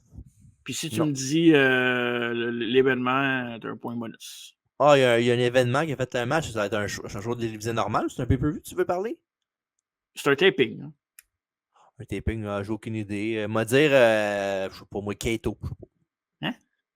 Ben, qui s'est bagné contre Kato, ça j'allais dire. Ah, ok, je pensais le show. Je connais pas de show qui s'appelle Kato. Ah, ouais, peut-être un genre, je sais pas moi, Wrestling Challenge, puis... Non, c'était à Superstar et c'était contre Bob Bradley. Ok, ouais, un jobber. Ben, évidemment. Comme à chaque fois qu'un nouveau personnage fait ses débuts. Bah, des fois, il peut y avoir des lutteurs plus bas aussi, là, comme un showcase match, là, mais oui, souvent, c'est ça, c'est des jobbers. Ouais. OK. Est-ce que tu te souviens du Royal Albert Hall où que Ric Flair avait battu Tito Santana et qu'il y avait une bataille royale plus tard dans l'événement, que Tito avait participé aussi? Ouais, qui était remporté par British Bulldog, Davey Boy Smith. Yes. On en a parlé. On n'a jamais fait sa bio à lui encore. Hein? Non, mais ça Elle fait... est utilisée cette année, non? Non, mais ça fait 2 ans qu'il est sur ma liste pour faire la bio, pas tous les fois, on le skip. Mais ça va venir éventuellement. Là. Ouais, parce que... Je suis pas inquiète. Non, c'est ça. C'est un gars qu'il faut vraiment parler. Il y a une histoire quand même assez intéressante. Beaucoup de détails. Ouais, exact. Fait que c'est ça. On va reparler de El Matador. As-tu quelque chose qui t'a marqué en tant qu'El Matador, un passage de Tito Santana avec cette gimmick-là que t'as aimé, que t'as moins aimé, que... Non, Honnêtement, il n'a pas fait grand-chose. Là. Ben, les matchs qu'il faisait, c'était pas mal plus des matchs genre de TV, là, normal, là, mais il n'y avait pas vraiment de feud en pay-per-view. Là. La plus grosse affaire que je me rappelle qu'il fait en pay-per-view, c'est qu'il était avec Virgil contre DiBiase puis Rip Pullman, genre This Tuesday in Texas. Là. Mais, ouais. Vas-y. Ben, c'est pas mal ça, j'allais dire. Il y a ça, puis évidemment, quand toute fois qu'il était. Il a battu Taker aussi quand Taker commençait en 91. Ouais. En Espagne, ça a été soit le premier ou le deuxième alpiné. Là. Puis non, pour vrai, il y avait ça. Puis moi, je vais dire, comme j'ai souvent, quand je parle à Tito Santana en El Matador, ben, c'est quand il y a Bobby Heenan dans le commentaire, là, comment il allait. Il faisait ses jokes tout le temps. Là. Il dit la couleur guacamole. Il dit son truck de taco est en avant du building. Il attend de finir sa job pour aller faire son deuxième travail. Là. Mais, ouais. Mais moi, ce que je remarque de Tito, puis probablement que c'est pour les mêmes raisons qu'ils l'ont mis avec Hogan puis Warrior, c'est qu'il se battait tout le temps contre des beefs, des gros gars. Ouais. Peut-être pour essayer de bien les faire paraître. Il savait qu'il allait bien manger les moves, un peu comme un Kevin Brien, la WWF, là, dans le fond, que tu sais qu'il va toujours bien paraître, il fait bien paraître les gars, puis les gars ont l'air strong, puis parce que, tu sais, je regarde des matchs, j'ai une liste de matchs, le Barbarian, Monty. Hein? Monty. Ouais, exact. Il y a. Tout c'est. Merde, si moi j'avais la liste de 2 secondes, ça a disparu de mon téléphone. Mais je veux juste les nommer parce que je trouve ça quand même. Pat Tanaka, Hercules, Barbarian, je l'ai dit. C'est tout des gars de même. Là, puis il y a eu peut-être des BSC évidemment, puis Virgil, mais tu sais. Je parle, la plupart de ces combats, c'était tous contre des gros gars, là, vraiment des beefs. Fait que, c'était un peu ça. C'était un faire-valoir rendu dans sa carrière. Puis, comme tu dis, il a commencé en 84. On est rendu en 92 quasiment. Mais tu sais, c'est pas. Il a lutté avant ça aussi là, dans le territoire du Mexique. Puis, on n'en a pas parlé beaucoup au début parce que c'est moins des trucs qu'on connaît et qu'on a vu. Fait que, tu sais, on peut pas tout parler à travers notre chapeau et tout ça, puis on ne fait pas des recherches de 4 heures non plus, mais il a lutté là, dans d'autres territoires que ça. Mais à WWF, après ça, ça a été pas mal ce qu'il a fait de plus. Il n'a rien fait. Là. Il est parti en 93 à WWF. Il a fait un petit passage à la ECW. Tu savais ça? Ouais, qui avait gagné la ceinture contre Don Muraco à la ECW en 93. Ouais, ben, ça c'était avant évidemment qu'ils appellent ça la Extreme Championship Wrestling. Ouais, c'était la Extreme Eastern avant. Ouais, c'est ça. Puis, il a fait aussi, il est allé du côté de la AWF, l'American Wrestling Federation, lutter là-bas contre, qui était, voyons, comment je faisais ça? Ouais, il a lutté. Tabarnak. J'avais dans mes notes son Flying Elbow, le Flying Jalapeno. Ouais, Flying Jalapeno, ouais. Tabarnak, que c'est. Tu sais, je veux dire, rendu là. Pour vrai, là. Non, ouais, regarde. Non? Ben oui, je suis d'accord avec toi. En tout cas, c'est dur qu'un gars devienne over après ça, honnêtement. Là. C'est une différente époque.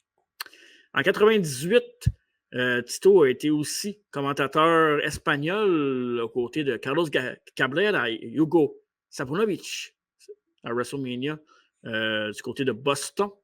Donc, on se souvient tous de ça. Mon cher TJ, c'est WrestleMania 15, si je ne me trompe pas, 98. WrestleMania 15 ou 14, excuse. 14, WrestleMania 14, avec le combat de Shawn Michaels et Steve Austin en main event, le dernier match de Shawn Michaels avant qu'il parte pour un petit bout. Et Tito Santana a été aussi intronisé au Hall of Fame de la WWF en 2004. Donc, c'est nous autres.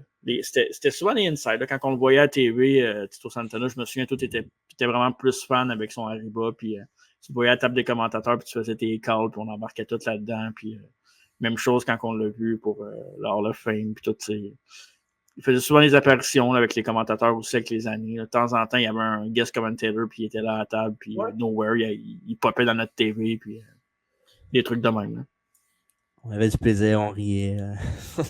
Mais t'as pas parlé de son seul match à la WCW?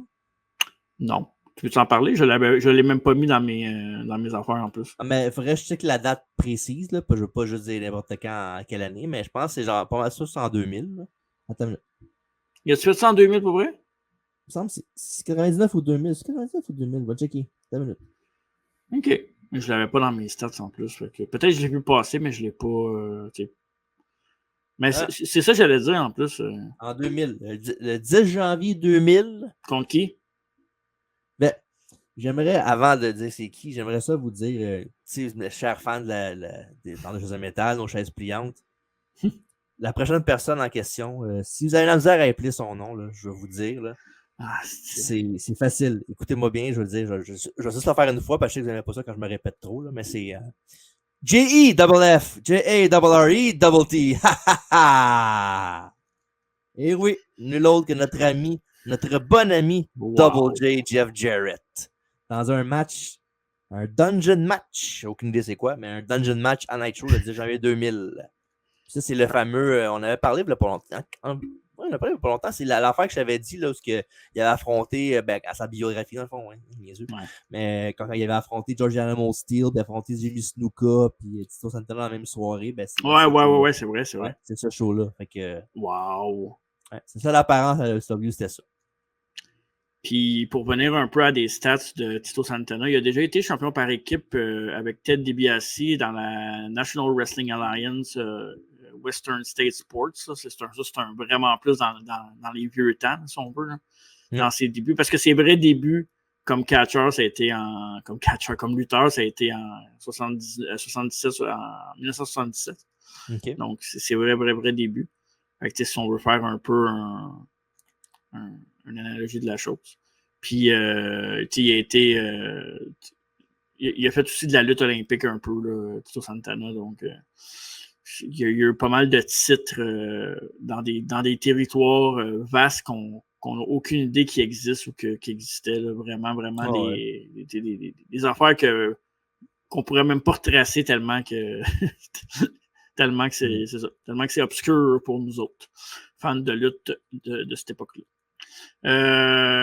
Puis après ça, on sait qu'après sa carrière de catcheur, il est devenu professeur d'espagnol, cher Tito Santana, évidemment, et qui a mis fin à sa carrière il n'y a pas longtemps, à l'âge de 70 ans. Donc, il a enseigné l'espagnol jusqu'à 70 ans, ce qui est quand même fou. Il faut quand même que tu sois passionné et que tu veuilles travailler pour rester autant de temps comme professeur. Mais en même temps, il n'a pas fait les sous non plus que les gars font aujourd'hui comme lutteur, puis c'était pas un des mieux payés de sa profession, mais quand même.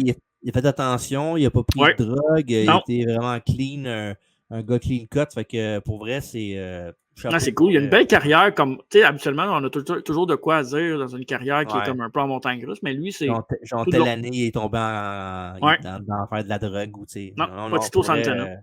Donc, un homme exemplaire. Un modèle, dans le fond. Ouais. Enfin, de jouer avec son partenaire, Eric Martel. Fait que c'est pas mal ça, pour ce qui est de la carrière de Tito Santana. Évidemment, il fait encore des conventions. On se croise les doigts, pas les droits, mais les doigts, pour le voir au Wrestling Con à Gatineau l'année prochaine. Moi, je pense que... on ne veut pas parler trop vite, là, mais s'il est en santé. C'est en santé et est en bonne shape, on ne voit pas comment il ne l'amènerait pas ici pour ça. Ça va être un gars qui est pour ça, faire les conventions. Fait que, easy booking. Puis je dis ça de même, mais Ça serait-tu malade, mettons, qu'il y a une table avec Santana et Martel à côté de lui? Strike Force. Ce serait insane. S'ils sont capables d'avoir un Martel. Ça serait un must. Là. En même temps, c'est un must, mais c'est pas ça hors notre contrôle. C'est pas nous autres qui décident. Non, non. S'il veut pas, il veut pas. Il viendra pas, mais. Non, mais non. Ça serait dans ma wishlist, c'est dans le top de la liste. Oui, exact. Ouais, évidemment, Bret Hart puis Rick Martel. En tout cas, au niveau canadien, là, c'est pas mal ben même, je te dirais même niveau. Tu sais, Bret, pour vrai, dire que j'essaierais à main à Bret, je trouverais ça crissement cool. Tu sais, je sais que toi, t'es vraiment plus un fan. Puis, tu sais, moi, je niaise souvent, mais Bret, c'est pas mal le gars que j'ai écouté. C'est probablement un des lutteurs que j'ai vu le plus de matchs dans ma vie. Si mettons, je pouvais compiler les matchs de lutte que j'ai vus de chaque personne, je pense que Bret, c'est celui que j'en ai écouté le plus, évidemment, parce que c'était les meilleurs matchs souvent. Fait que tu peux pas, t'es écoutes. T'es écoutes au complet. Fait que c'est probablement un des gars que j'ai vu le plus souvent lutter. Donc, ouais, ça serait Bret. Bret Hart, c'est pas le genre de lutteur que tu vas écouter un match puis tu vas être de même. T'es pas rassasié, t'as toujours de quoi regarder. Non, c'est ça. Ben oui. Ouais. Fait que on va se croiser les doigts, mais ça serait vraiment cool de voir ces talents-là, ces légendes-là. Déjà qu'on est déjà pas mal choyés en général avec ce qu'on fait. Mais c'est vrai, on a sûrement parlé jeudi, là. Mais évidemment, GPW a annoncé aussi qu'il y avait Tony Atlas qui était pour être là à GPW pour Guerre civile dans Battle Royale, dans la classique Pat Patterson. Fait que c'est cool pour vrai. C'est vraiment un beau. Un bel ajout parce qu'évidemment, il y a Tugboat et Ted DiBiase qui c'est déjà genre du top des tops. Là. Mais pour vrai, Tony Atlas, Tugboat et Ted DiBiase dans la même soirée, la même journée, là, c'est quelque chose. C'est très bien cool. C'est insane. Mais je pense qu'Atlas va gagner un Battle Royale. Là. Non, mais moi, je pense pas. Là. Non? En même temps, il pourra revenir plus tard. Là. Mais parce que le gagnant de la Battle Royale, il est comme oui. au premier show de l'année. Ouais. Ça, je pourrais pareil, là, mais je pense pas. Là. OK. Puis, tu penses-tu que Tugboat va être dedans aussi? Non, je pense pas. Hein?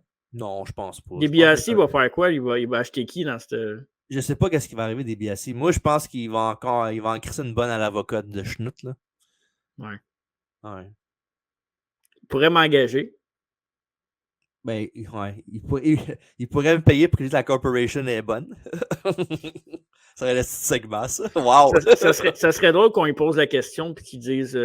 C'est vrai que c'est de la merde. Il me regarde c'est de l'estime de merde, Mark. Ouais. Get over it, kid.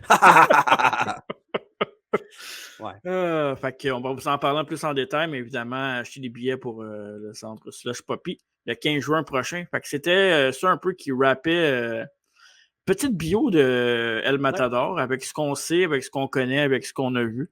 Fait que qu'est-ce que je vous conseille? Tout ce qui s'est fait avec Strike Force, je vous le conseille et je vous conseille des matchs deux matchs contre Mr. Perfect. La finale du King, pas la finale du King of the Ring, mais la finale du tournoi. Puis le combat qu'on avait regardé au Saturday Night's Main Event, Tito contre. C'était Saturday Night's Main Event, je me souviens pas c'était lequel par exemple. C'est Wild Kingdom. Wild Kingdom. Fait que ça, je vous le conseille fortement. Puis je vous conseille aussi de regarder peut-être le 3 contre 3 avec Fabulous Rougeau. Puis c'est un très, très, très bon combat. Mais le show complet, regardez-les. Ouais. 89 SummerSlam, c'est excellent. Si vous êtes curieux, fouillez. Il y a des vieilles affaires contre Macho Man aussi. C'est quand même super intéressant. Puis un Macho Man que vous connaissez peut-être un peu moins dans ces années-là. Il était moins flashy, mais tout autant excellent.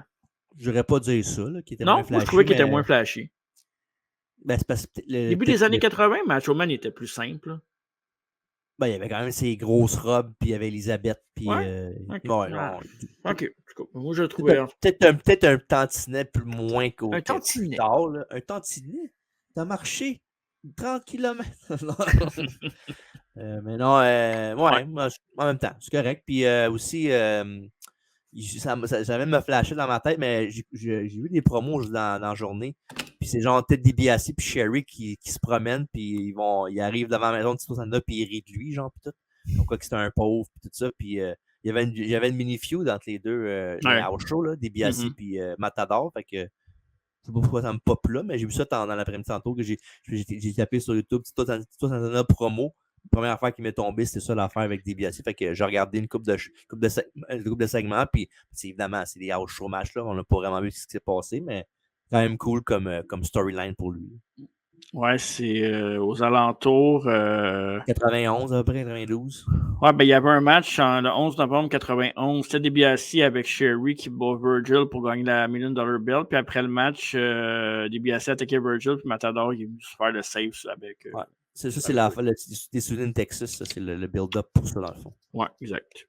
Fait que c'est pas mal ça. Puis y avait-tu quelque chose. Non, ok, c'est bon. C'est pas mal ça, en gros. Donc, un bon worker, un gars fiable, un gars de bonne famille. Fait que Tito Santana, un vrai de vrai. Donc, belle petite carrière, tranquille quand même, mais tranquille. Il a quand même été champion par équipe de la WWF et champion intercontinental. Un des premiers en plus dans la vieille garde de Vince McMahon Senior aussi. Fait que c'est pas. Qu'est-ce qu'il y a? Ouais. On dit une petite run, mais dans le fond, en 91-92, on avait genre 4-5 ans. Fait que c'est pas comme si on était des. Évidemment, le monde qui le regardait, peut-être le monde qui l'ont regardé avant nous autres, peut-être qu'ils vont pouvoir se rappeler plus comme Tito comme un meilleur lutteur, mais pour vrai, il n'y a pas une affaire que j'ai vu de Santana que j'ai pas aimé. Là. Ouais. Notre ami Santana! Notre ami Santana! Il a quand même lutté de 77 à 93, là, fait que, puis un match en 2000, fait que c'est quand même un 17 ans, quasiment, 17-18 ans. C'est sûr qu'on l'a moins vu. Match indépendant aussi, j'en ai vu un, je pense qu'il luttait même en 2012-2013, fait que sporadiquement, évidemment, mais quand même, c'est impressionnant pareil. Donc, bravo pour la belle carrière de Tito Santana et au plaisir de le rencontrer en vrai, El Matador. Et là, on est rendu au moment où on va annoncer ce qui s'en vient parce que ça, c'était la dernière biographie du mois de mai et le dernier podcast du mois de mai aussi. Oui, fait que, allons-y, évidemment. Comme d'habitude, je l'ai mis à l'écran et tu peux en parler, évidemment, mais on va commencer avec, évidemment, on va finir une bio avec Tito Santana. Tito Santana, pardon. Fait qu'on va parler de la prochaine bio, le mois prochain. Oui, quelqu'un qu'on a rencontré cette année au Wrestling Con de Philadelphie et que TJ a perdu tous ses moyens. Je l'ai mis dans le thumbnail, là. Ouais, puis je tiens à préciser. Je l'ai changé parce qu'il n'était pas dedans au début. Je tiens à préciser qu'il ne voulait absolument pas que je prenne la photo avec. Non, voilà pourquoi. Moi, je lui ai juste serré la main. Évidemment, on parle de la belle Micah James, championne de la WWE à maintes reprises, championne knockout, une légende dans le monde de la lutte féminin et dans le monde de la lutte tout court. Fait beaucoup pour l'avancée de la lutte féminine. On parle beaucoup des Trish, Lita, Chyna, mais c'était une des pionnières. Puis en plus, la façon qu'elle a rentré, que le personnage qu'elle est rentré dans sa carrière de WWE, ça aurait pu être un feu de paille puis on en revoit peu après parce qu'on s'entend que c'était quand même assez, moi je faisais ça, risqué. En même temps, elle avait trop de talent pour pas sortir de ça fort, peu importe ce que les résultats de la storyline, mais bon. Méchante belle run, puis non, c'est pas vrai. Littéralement. Ouais, puis très bonne lutteuse aussi. Yes. Ça va être ça. Et aujourd'hui dans l'histoire, Monday Night Raw, la surprise du siècle. Donc, évidemment, ce qui est aujourd'hui dans l'histoire un peu un rétro review, on va analyser Monday Night Raw. En quelle année, mon cher, 93, ça?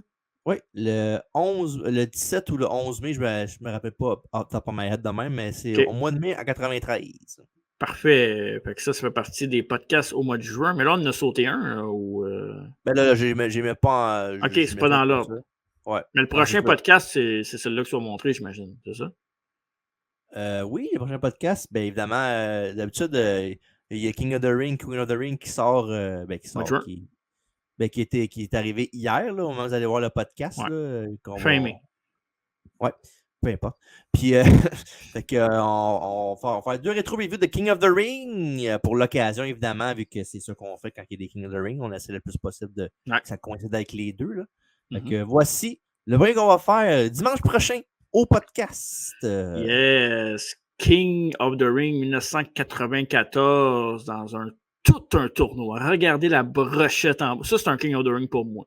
Ça, honnêtement, là, on dirait qu'ils ont booké vraiment pour moi là-dedans. Il n'y a pas grand monde que j'aime pas dans ce King of... Tu sais, celui que j'aime le moins là-dedans, c'est Mabel, puis encore là, je suis capable de vivre avec. Ben ouais. Mais tout le reste, là, c'est que ça. Chris, Tatanka, IRS, Jeff Jarrett, 1, 2, 3 Kid pour Winard. Voyons donc.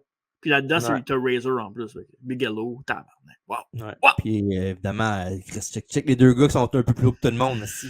Ouais, Diesel contre Bret Hart dans un champion contre champion. Évidemment, c'est pour la ceinture de Diesel qui est en jeu. Oui. Et on termine. Tout un King of the Ring d'ailleurs. Oui, pour vrai, c'est bon. Un très bon. Puis il y a quelque chose d'autre dans le pay-per-view qui est très bon, que j'ai hâte de parler, qui est. Ben, je dis bon, mais c'est plus drôle que bon. J'ai hâte d'en parler. Et pour le dernier podcast, à vous dire ce soir, aujourd'hui, ou peu importe quand vous allez écouter celui-là, King of the Ring, le rétro review qu'on va faire, le deuxième, c'est celui-ci. King of the Ring 2002, quelque chose de plus récent, quelque chose que vous avez peut-être. C'est peut-être la dernière année que vous avez écouté la lutte. 22 ans, juste 22 ans de récent. Non, je sais, mais tu sais, je veux dire. C'est tout des stars à part Tess parce qu'il est décédé. C'est tout du monde qui lutte encore aujourd'hui. Il y en a qui devraient plus lutter, tu me dis. Mais parle pas d'RVD de même, là. RVD, Jericho, Lesnar, c'est l'année recrue de Brock Lesnar en plus. Oui. C'est quand même très intéressant. On va en parler dans ce podcast-là, justement. On va parler du King of the Ring, on va parler de son année aussi parce que c'est quand même assez fou comme année, le début. Là. C'est dominant. Puis ce show-là, il n'y a pas juste le King of the Ring, évidemment, il y a d'autres matchs, c'est fou, là. Comme, tu sais, dans un exemple, il y a Eddie Guerrero contre Ric Flair. Ouais. Il y a Taker contre Triple H. Il y a Kurt Angle contre Hulk Hogan. C'est malade, là, pour vrai. C'est stack, pour vrai, comme show. 2002, là, je le dis tout le temps quand on fait une affaire de 2002, là, mais évidemment, je suis un parti pris pour le old stuff, là, le la meilleure année moderne. Ouais, mais 2002, là, c'est excellent. Ouais. C'est la meilleure année moderne jusqu'à l'année passée. 2023, 2024, je m'excuse, là, mais la lutte, là. Bah, il y a quoi? Il y a la Bloodline puis une good run d'un mois et demi pour WrestleMania, là. Hey, come on. Mais faut pas oublier, là, messieurs. Je parle pas juste de WWE, je parle du monde de la lutte. C'est une nouvelle ère, faut pas oublier. Hein. Non, mais pour vrai, 2023, là. Oh, oui, c'est excellent partout, la lutte. Toutes les nouvelles de la lutte qu'il y a à chaque jour, là. Que ce soit bon ou mauvais, là. J'ai jamais vu autant de nouvelles de lutte, c'est fou, là. Peut-être parce qu'on fait le podcast aussi. Là. Ouais, ça doit aider. Mais si vous êtes juste un fan qui est un peu intéressé par la lutte, là, on n'a pas à se plaindre côté lutte depuis un an et demi, 2 ans, là, surtout. Là. Ouais. Fait que ça fait du bien. Ça fait longtemps qu'il n'y a pas eu autant de bonnes luttes. Mais tu sais, veut pas, depuis que la AEW est revenue, ça a donné un élan aussi. Un gros depuis qu'elle est arrivée. Ouais, ça a donné un méchant gros boost, ça, c'est sûr certain. Ça a rendu tout le monde meilleur, on dirait. Ouais, presque. Presque, ouais, c'est ça. Fait que c'est ça, puis évidemment, ne manquez pas à travers la table, 20h30 le jeudi. On l'a dit tantôt, Tony Washington, l'ex-joueur de football et qui a fait ses débuts dans le professionnel avec la Main Event Wrestling, va être là comme invité et avec notre collaboratrice Casey Diamond qui va nous parler de son clan de Wicked Ones à Femme Fatale et de bien d'autres sujets. Et en terminant pour de vrai, je l'ai annoncé, on en a parlé sur les réseaux sociaux, mais le 13 juin, jeudi le 13 juin, ça va être un épisode grandiose, version québécoise à travers la table, où on va parler de 2 gros shows au Québec qui vont attirer des milliers de personnes. Donc, évidemment, je parle de la GPW, où on va être commentateur au Slush Poppy, qui devrait attirer entre 2 et 4 000 personnes pour ce show-là. Fait que c'est quand même assez spectaculaire. Et je parle aussi qui est du côté de Gatineau. Je parle aussi du côté de Québec, de la NSPW, qui eux autres vont être stack aussi dans une grosse salle. J'oublie le nom de la salle, c'est le Pavillon de la Jeunesse. Ouais, c'est ça. Pavillon de la Jeunesse à Québec, qui va avoir entre autres Shelton Benjamin contre Mark Marston, puis Matt Riddle contre Zach Patterson, puis beaucoup d'autres combats. Un TLC entre Toll, Pee-Wee, puis Toxic aussi, entre autres, mais Low Farrell, Chris Tara, bref. Ça va être Saint-Anne aussi, on va en parler un peu. Oui, exact. Fait qu'il va y avoir... ça va être un show qui va commencer à 20h, ce show-là, parce qu'on va avoir, je dirais, entre 5 et 6 invités pour le show. Évidemment, ça ne sera pas des entrevues qui vont durer 1 heure chaque. Puis ça va être beaucoup pour parler des shows respectifs. Mais ce qui est quand même assez fou, c'est que là, on se parle, puis on est le 21 mai. Quoique, en même temps, Tu dis ça, mais moi, je vais être en vacances cette semaine-là. Fait que tu veux faire ça. Oui, puis le lendemain, moi, je suis en congé parce qu'on part à Gatineau le lendemain. Fait que je suis en congé le lendemain. Fait que no problem. All night long! C'est quand même fou qu'on ait le 21 mai et que tous les invités sont confirmés. Cool. Ça a été. Je pensais que ça allait être vraiment plus dur que ça faire le booking, mais non. Tout le monde a répondu à l'appel présent. Et ce qui est le plus impressionnant, c'est que c'est en live, mesdames et messieurs. Ça, c'est fou. Si c'est pas grandiose, ça va être au minimum très diose. C'est très dur. Pour vrai, c'est des grosses pointures de la lutte au Québec qu'on va recevoir. On parle pas de souliers quand on dit ça. Yeah! All right. Merci beaucoup. Fait que, voilà, c'est ça qui conclut la biographie. Fait que, mesdames et messieurs, merci beaucoup d'avoir été là. C'était super plaisant. Ne manquez pas nos futurs podcasts. Puis suivez-nous partout.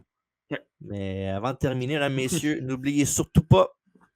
Surtout aujourd'hui, j'ai pas le choix de pas le dire. Exact. Ça serait drôle que tu le dises pas aujourd'hui. Ouais, je le dis pas. Bye. Allez, bye!